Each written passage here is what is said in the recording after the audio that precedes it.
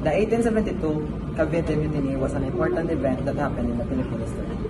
This mutiny paved way for a momentous 1898, the year of the Philippines acquired its independence. The mutiny also awakens the nationalist and patriot hearts of Filipinos, which encouraged them to fight for their independence. Because of this, the will of Filipinos to fight for their freedom got what is right, and just but Filipinos lived with no choice but to fight and give a shot in fighting their war. I do not speak because I am Filipino, but to the fact how Spanish see us as a laborer and not a human. Yes, we do not have the power to rule our country. Accept it or not, we have nothing to do with it but manipulating us in our own land. That was too much. We are greedy. We Filipinos do not deserve this. We are humans. In conclusion, I stand and believe at the version of the Filipino. And hello everyone, we are about to debate and the topic is about Cavite Mutiny. I am Jann Toledano from negative side and my members are Eleazer, Jann, Negrido. Leomert Tianga. And from the positive side, I am Diamante. I am Shyra Dormido. I am Jugie Ann Condes. I am Rizalyn Rosa. I am Espada Jr. and this time, we have to debate about the Cavite Mutiny and what are the possible conclusions in our report. I stated the account of Leomert. Although his version was considered as first account, his version only focuses on the execution of the Gomborza and not entirely the reason of mutiny. Secondly, his version shows that the author signified disagreement with the Spanish authorities in handling the situation and affairs of the people. Furthermore, the first speaker also mentioned about the secret letter. It is questionable on how could we have known of this given that he is a Frenchman and just a mere resident of Manila. Could he have known of this given that he is Frenchman and just a mere resident of Manila? Could it be possible that he just made it up? Or he has somebody supplying this knowledge to him? I don't know. Was this document known to the public? Lastly, how could he have written the conversation of Boscasa and Padre Gomez in detailed form, when in fact there was none allowed inside the chapel, aside from the Filipino priest and a few recollect friars, and given the noise during the execution, it will be impossible to hear such conversation. The account of Montero that the Speaker of the Opposition mentioned, although considered as the first account of primary source, is a biased one, given that he is one of those Spaniards who have position in the government. The data of this account could be one-sided and biased. He neither considered nor empathized to the general public's feelings. He was a Spaniard and thus he perceives, represents, and stands with the Spanish community. Just because it is a primary source doesn't mean that it is credible. Second, the uprising is not an act of revolt, but merely an answer to the unfair government of the Spaniards. In order to be free from this kind of government, of course, you have to take care of the hindrance. Besides, it is the duty of a true patriot to protect his country from its cruel government. Lastly, she stated is that the rebels are already planning the uprising even before General Rafael Izquierdo became the successor of General Torre. That is wrong, because Filipinos did not plan an uprising even before, just like what I said earlier. They initiated uprising because it was unfair for them to work in the amount that will be given to them. It's not enough for the time that they invest. Because of this, we the opposition side stand that the Spanish version is more reliable. This House believes that the Cavite Mutiny was an uprising by the Filipino against the Spanish government. The Filipinos so clearly revolted out of their own free will, although it may seem like it was because of the abolition of benefits, written evidence by Jose Montero y Vidal, a Spanish official in Manila at the time, an expert Spanish historian who highlighted the Filipinos' attempt to overthrow the Spanish government. Is the fullest account of the mutiny itself. The writings shows that a Spanish sergeant reported the plot of the Filipinos. He discovered this through his lover and immediately reported it to Izquierdo. Izquierdo has also received other anonymous reports that put him on high alert even before the mutiny. According to him, the event was premeditated. The primary investigator were the three priests. Camborza in its cause was not only just because of uplifting of the tax, exceptions to the laborers of Cavite Arsenal, but also a revolt to overthrow the Spanish rule, from assassination of the Governor General to general massacre of all Spaniards, including the friars.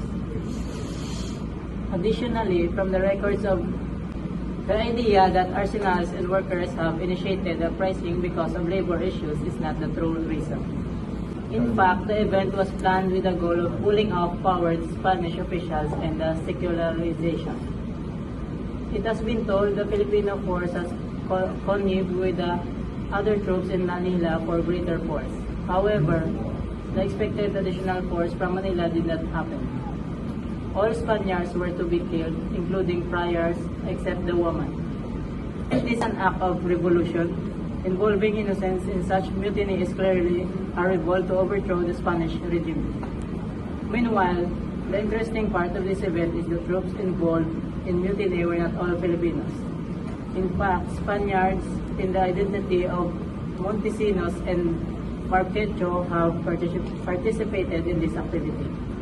The first speaker of the affirmative side mentioned the account of Pardo de Tavera, stating that Pardo denies that there was any plot to overthrow Spanish rule, and sees the Cavite mutiny simply as an uprising due to disaffection of the arsenal workers who had been deprived of their traditional exemption from tribute in the Filipino troops who sympathized with them.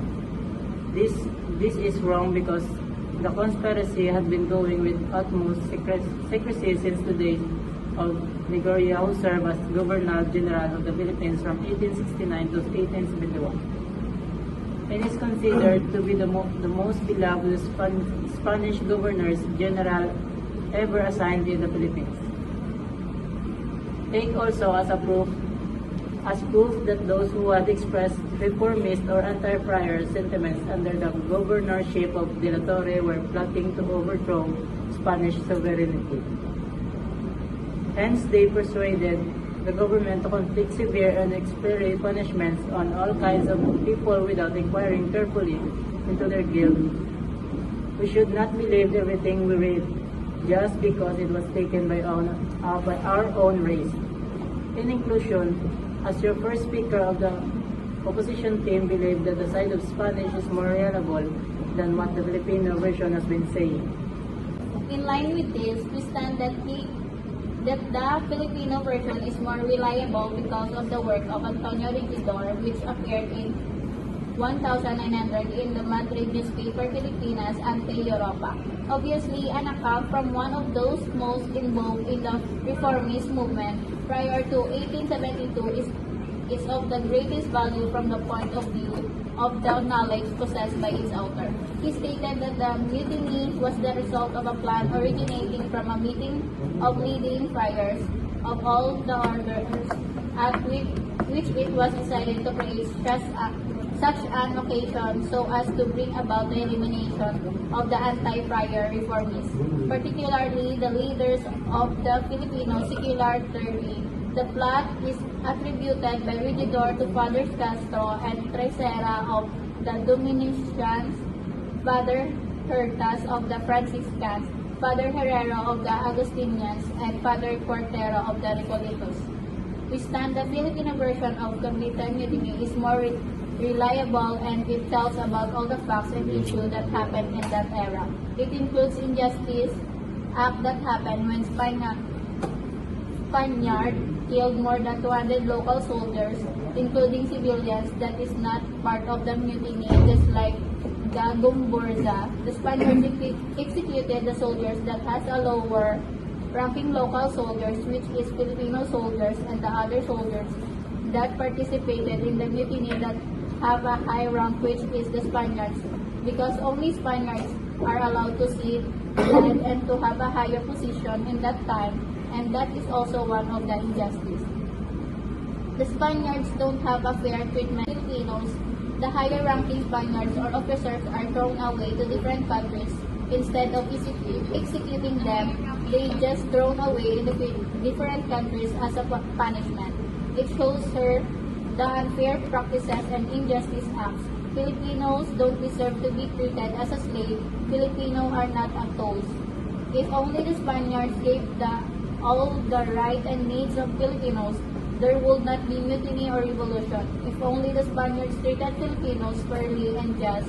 As a second speaker, I stand and I believe that at the version of the Filipino. The second speaker of the formative side stated the work of Antonio Ricardo as assertion of demonstrably not based on facts for Father Cosomero Herrero, the Agustina Procurator, was in Spain during this period of 1869-1872, during which the plot was supposedly being hatched while the others were in Philippines. Father Domingo Tresera was indeed rector of this University of Santo Tomas at this time, but Father Rafael Castro OP had finished his term as provincial of the Dominicans in 1863. Shortly afterwards, he suffered a stroke which left him completely paralyzed, and sometime before his death left him blind as well. Wala, may gano'n ba? Gila. Meron pa. Sige na. Bangon ta ka.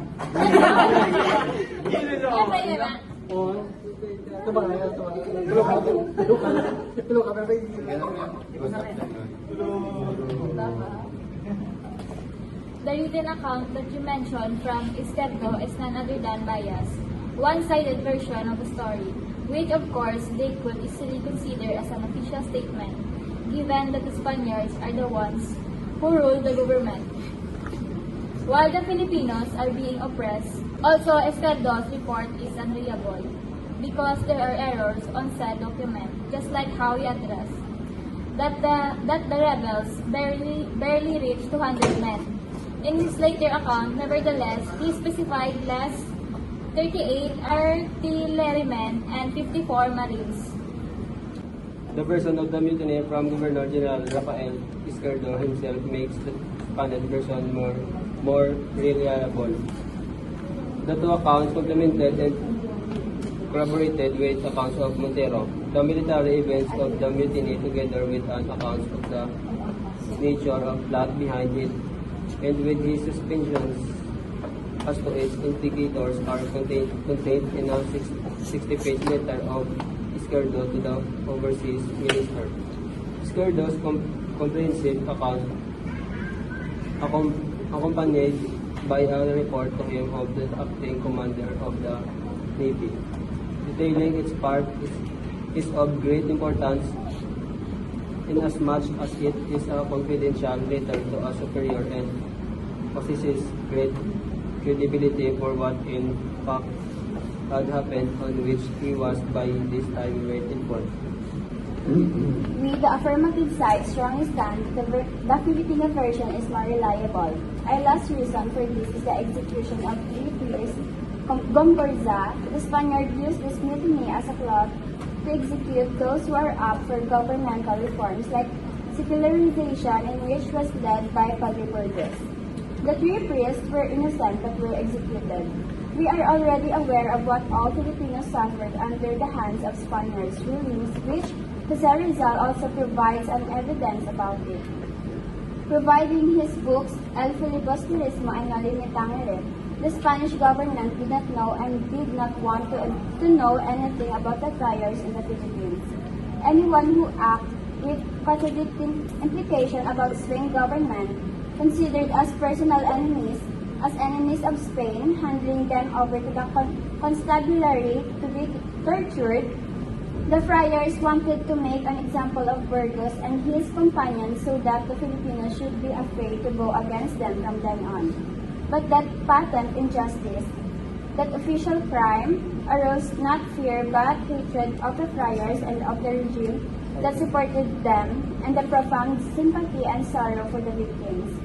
Gomborza are proud of being executed. This disregards the reason that Filipino are with the controls of Spaniards, but instead they believe that they are innocent, and they believe that by means of their execution, Filipinos will become free and this colonization will end.